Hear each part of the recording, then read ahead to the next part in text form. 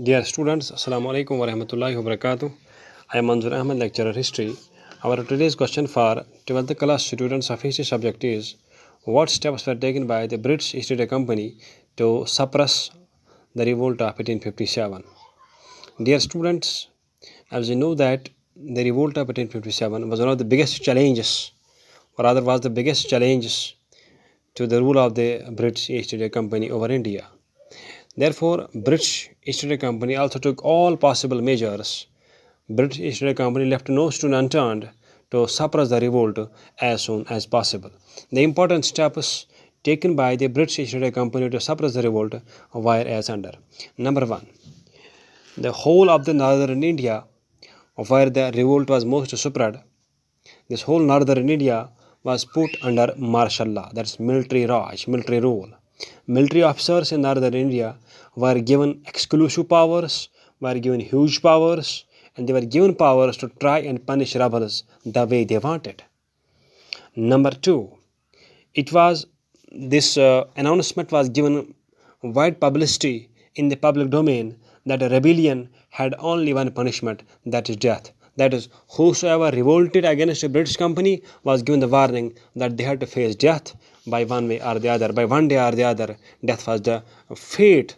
And it was believed that death was the fate of the persons who had revolted against the British East India Company. Number 3, the rebels who were captured, these rebels were punished very brutally. The punishments were executed or given in a brutal way. The rebels were either blown into pieces with machine guns or hanged publicly to create fear among the general masses. Number 4, images of the executions or blowing up the rebels with machine guns or the hanging of the rebels were circulated throughout the media, throughout the society, throughout among the people, through popular journals to create to create fear among the Indians, and do not think of the revolt against British East India Company ever again. Number 5, rebel landlords were dispossessed and sentenced. The landlords who had revolted against the British East India Company were deprived of all their lands and they are given heinous punishments. The loyal landlords means the landlords who had remained loyal to British East India Company and had not fought against it, these landlords were rewarded to create a divide among the landlords, the rebel landlords and the loyal landlords. Number 6, the young sons of the parents who had took part in the revolt, who had revolted against the British East India Company, these sons were blown into pieces with machine guns in front of the eyes of their parents, so that their parents get terrorized and do not think of any revolt ever again.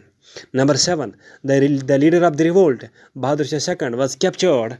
His sons were blown into pieces in front of his eyes with machine guns. He himself was imprisoned and shipped to Rangoon jail, in which he died in 1862.